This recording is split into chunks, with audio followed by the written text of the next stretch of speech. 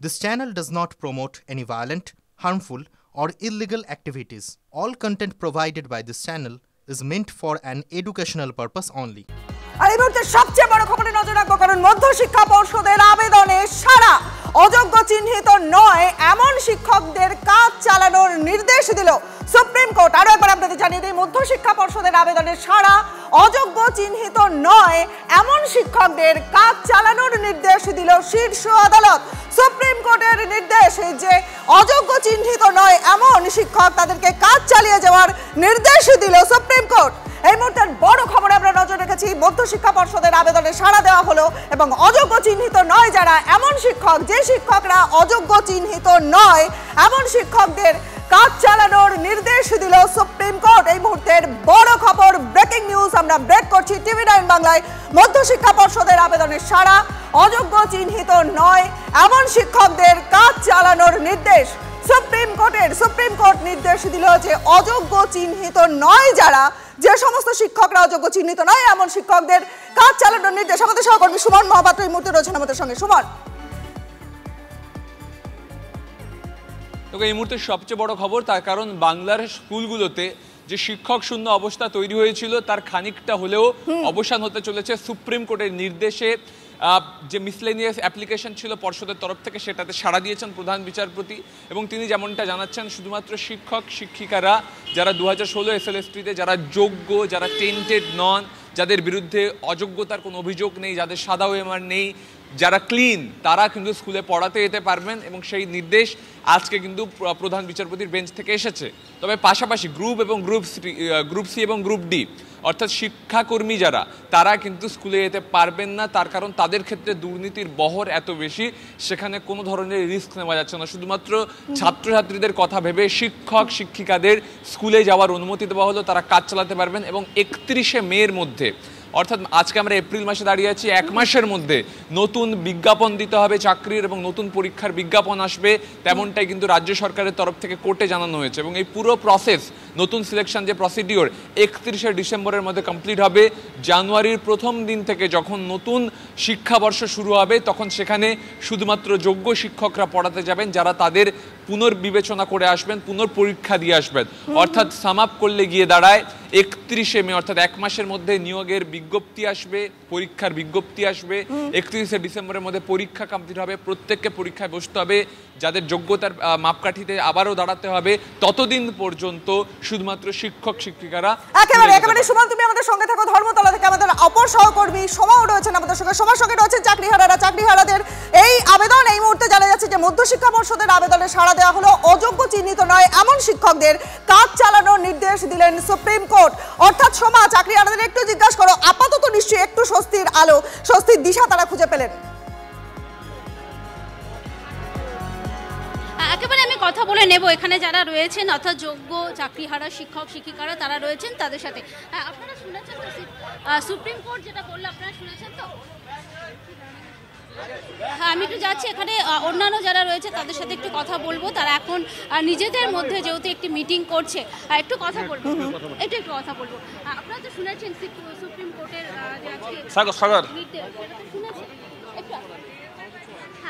এখনো পর্যন্ত মানে ডাইরেক্টলি শুনিনি, মানে ওই জন্য এই নিয়ে কিছু বলতে পারছি না এখন। যারা যোগ্য শিক্ষকেরা রয়েছেন তাদের কাজ চালিয়ে যাওয়ার যেটা কথা বলা হয়েছে এবং 31শে ডিসেম্বরের মধ্যে সময় একটু জানতে চাও যে অযোগ্য চিহ্নিত নয় এমন শিক্ষক যারা আছেন তাদের কাজ চালানোর নির্দেশ।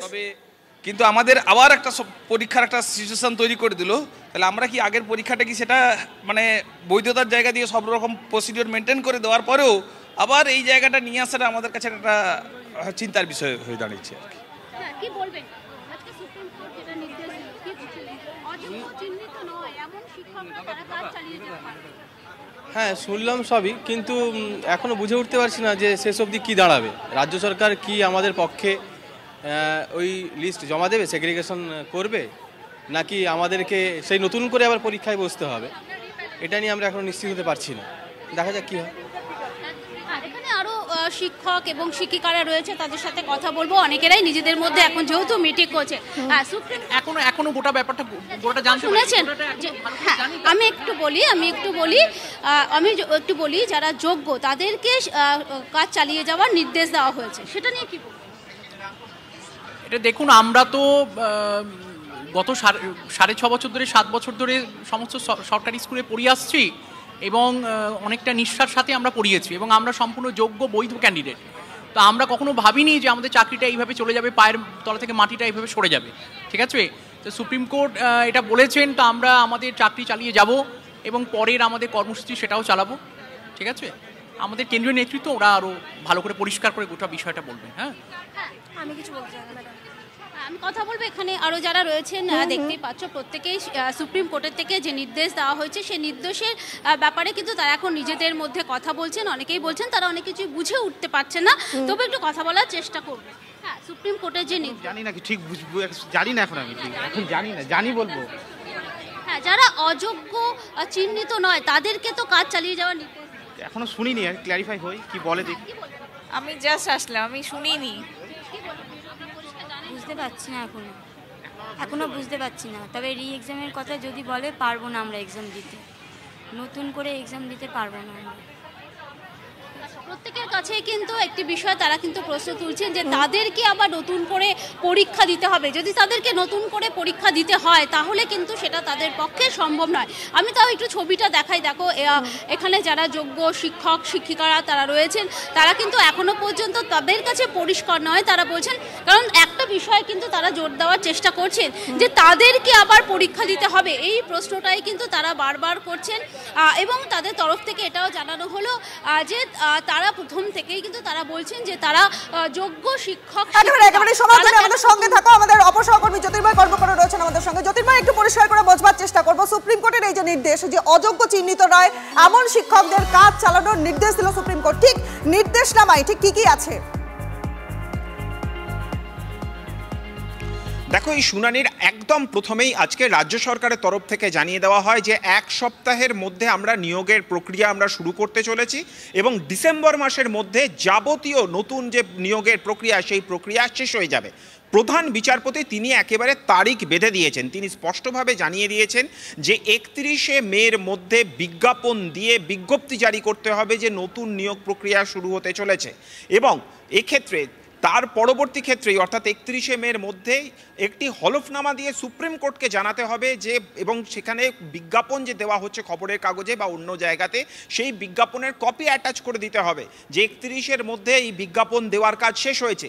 যদি রাজ্য সরকার সেই কাজ করতে না পারে তাহলে রাজ্য সরকারের বিরুদ্ধে প্রধান বিচারপতি আজকে জানিয়ে দিয়েছেন শাস্তিমূলক পদক্ষেপ গ্রহণ করা হবে, প্রয়োজনে আর্থিক জরিমানা করা হতে পারে। অর্থাৎ এই নিয়োগের প্রক্রিয়ার সঙ্গে যারা যারা যুক্ত থাকবে, পর্ষদ এসএসসি যারাই যুক্ত থাকবে তাদের প্রত্যেকের বিরুদ্ধে ব্যবস্থা গ্রহণ করতে পারে কোর্ট যদি 31শে মের মধ্যে বিজ্ঞপ্তি জারি না হয়। 31শে ডিসেম্বরের মধ্যে একইভাবে এই নিয়োগ প্রক্রিয়া যাবতীয় কাজ একেবারে শেষ করে ফেলতে হবে এবং তখনও কোর্টকে হলফনামা দিয়ে জানাতে হবে। এর পরবর্তী ক্ষেত্রে কোর্ট জানিয়েছে 9, 10 এবং 11, 12-এর মধ্যে যারা এখনো পর্যন্ত যোগ্য শিক্ষক হিসেবে চিহ্নিত বা কারা এই পৃথকীকরণ যেহেতু করা সম্ভব হয়নি, যারা ইতিমধ্যেই অযোগ্য বলে চিহ্নিত হয়ে গিয়েছে, অর্থাৎ যাদেরকে ইতিমধ্যেই টেন্টেড বলে ইতিমধ্যেই যাদের ব্ল্যাঙ্ক ওএমআর শিট বা র্যাঙ্ক জাম্পিংয়ের জন্য যারা চিহ্নিত হয়ে গিয়েছেন তাদের বাদ দিয়ে বাকি শিক্ষকরা ক্লাস 9, 10 এবং 11, 12-এ তারা পড়াবেন। তার কারণ রাজ্য সরকার আজকে জানিয়েছে যে শিক্ষা ব্যবস্থার ক্ষেত্রে একটা বড় ধাক্কা এবং তারা আন্ডারস্টাফড এই মুহূর্তে। কিন্তু গ্রুপ সি এবং গ্রুপ ডি অর্থাৎ এক্ষেত্রে শিক্ষাকর্মী যারা রয়েছেন, অশিক্ষক কর্মচারীরা যারা রয়েছেন তাদের ক্ষেত্রে এই নির্দেশ প্রযোজ্য হবে না। তার কারণ এই গ্রুপ সি এবং গ্রুপ ডিতে দেখা গিয়েছে যে দুর্নীতির সংখ্যা বা পরিমাণটা অনেক বেশি, সেখানে এই পৃথকীকরণ করা সম্ভব হয়নি। সেই কারণের জন্য সুপ্রিম কোর্টের আজকের এই নির্দেশ গ্রুপ সি এবং গ্রুপ ডি এর ক্ষেত্রে কোনোভাবেই প্রযোজ্য হবে না। ফলত রাজ্যের ক্ষেত্রে যেমন কিছুটা স্বস্তি, রাজ্য সরকারের ক্ষেত্রে অবশ্যই যারা বিক্ষোভ দেখাচ্ছিলেন, যারা অনিশ্চয়তার মধ্যে পড়ে গিয়েছিলেন তারাও কিছুটা স্বস্তি পেলেন। তারা আবারও স্কুলে ফিরতে পারবেন, 9, 10 এবং 11, 12-এ তারা আবার পড়ানো শুরু করতে পারবেন। কিন্তু যারা অযোগ্য হিসেবে বা দুর্নীতিগ্রস্ত হিসেবে ইতিমধ্যেই চিহ্নিত হয়ে গিয়েছেন তারা স্কুলে যেতে পারবেন না, স্কুলের দরজা তাদের জন্য পার্মানেন্টলি বন্ধ। একেবারে সুমন, সোমা, জ্যোতির্ময়, তোমরা তিনজনই আমাদের সঙ্গে থাকো। বিচারপতির বেঞ্চ জানিয়েছে যে গ্রুপ সি এবং গ্রুপ ডি এর কেউ স্কুলে যেতে পারবেন না, কারণ West Bengal board of secondary education তারা একটি অ্যাপ্লিকেশন করেছিল যেহেতু এই সেশন পর্যন্ত যাতে এই যাদের চাকরি বাতিল হয়েছে তাদের কন্টিনিউ করতে দেয়। কিন্তু মহামান্য প্রধান বিচারপতি বেঞ্চ জানিয়েছে যে শুধুমাত্র শিক্ষকরা অর্থাৎ নবম দশম এবং একাদশ দ্বাদশের এখনও পর্যন্ত যারা চিহ্নিত হয়নি টেন্টেড হিসাবে সেই সমস্ত শিক্ষকরা যেতে পারবেন। কিন্তু এসএসসিকে দিয়ে আন্ডারটেকিং করিয়েছেন যে তারা 31 মের মধ্যে অ্যাডভার্টাইজমেন্ট দেবেন এবং 31 ডিসেম্বরের মধ্যে এই পুরো প্রসেসটি অর্থাৎ নিয়োগ প্রক্রিয়া ফ্রেশ সিলেকশন সেটা কমপ্লিট করে ফেলবেন। ফলে এই আন্ডারটেকিংয়ের উপর ভিত্তি করে শুধুমাত্র যারা এখনও পর্যন্ত চিহ্নিত হয়নি সেই অচিহ্নিত শিক্ষকদের এখনো পর্যন্ত শুধুমাত্র এই সেশনটা তারা কন্টিনিউ করতে পারবে। সংখ্যাটা কি 19,000 সামথিং? সেটা ওই তারা যারা এখনো পর্যন্ত ওই লিস্ট দেয়নি, আমি সেটা চেয়েছি, দেখা যাক সেই লিস্ট দেখ। এবং এখানে নবম দশম একাদশ দ্বাদশ আলাদা করে বলেছেন? হ্যাঁ অবশ্যই, কারণ দুটো নিয়োগ প্রক্রিয়া ছিল, নবম দশম এবং একাদশ দ্বাদশ দুটো আলাদা আলাদা নিয়োগ প্রক্রিয়া, দুটো আলাদা রুল ছিল। ফলে দুটো নিয়োগ প্রক্রিয়া থেকে যে সমস্ত শিক্ষকরা যারা এখনো পর্যন্ত অচিহ্নিত টেন্টেড তারা শুধুমাত্র এই সেশনটা কন্টিনিউ করতে পারবে। কিন্তু আজকে এসএসসি আন্ডারটেকিং দিয়েছে যে তারা 31 মের মধ্যে অ্যাডভার্টাইজমেন্ট করবেন এবং 31 ডিসেম্বরের মধ্যে এই নিয়োগ প্রক্রিয়াটি কমপ্লিট করবেন। গ্রুপ সি এবং গ্রুপ ডি কে এই বিষয়টার মধ্যে ইনক্লুড না করার কারণটা কি? তার কারণ তার নাম্বারটা হায়ার, যা বলেছেন প্রধান বিচারপতি, তার নাম্বারটি অত্যন্ত হায়ার, সেই জন্য তিনি বলেছেন যে তারা ইনক্লুড হবেন। দুর্নীতির সংখ্যা? হ্যাঁ, দুর্নীতির সংখ্যা obviously. Group C group D তো যেতে পারবে না? না, একদমই না। গ্রুপ সি গ্রুপ ডি পারবেন না শুধুমাত্র শিক্ষকরা, কারণ ছাত্রদের যে ইন্টারেস্ট সেটাকে মাথায় রেখে, কারণ মূলত যেহেতু ছাত্রছাত্রীদের কোনো ক্ষতি না হয় সেই জন্য অচিহ্নিত একেবারে নির্দিষ্টভাবে, কারণ প্রথমে তিনি আনটেন্টেড শব্দটি ব্যবহার করলে পরবর্তীতে আমরা বলি যে অচিহ্নিত, এবং দ্বিতীয় হচ্ছে সবথেকে গুরুত্বপূর্ণ যেটি বলেছে সেটি হচ্ছে এই অর্ডার কারোর ফেভারে কোনো ইকুইটি ক্রিয়েট করবে না, অর্থাৎ তারা এই অর্ডারের কোনো বেনিফিট নিতে পারবেন না, সেটাও বলে দিয়েছেন নির্দেশনামা। না, হ্যাঁ আমরা বলেছিলাম, কিন্তু সেসব এই রায়ের ক্ষেত্রে সেটা বলেননি। যাই হোক, এই রায় যেটা বলেছেন সেটা হচ্ছে যে যারা এখনো পর্যন্ত চিহ্নিত হননি অচিহ্নিত শিক্ষকদের তারা স্কুলে কন্টিনিউ করতে পারবেন এই সেশনটা, এবং 31 মের মধ্যে অ্যাডভার্টাইজমেন্ট করবেন এবং 31 ডিসেম্বরের মধ্যে এই ফ্রেশ সিলেকশন প্রসেস সেটা কমপ্লিট করতে হবে।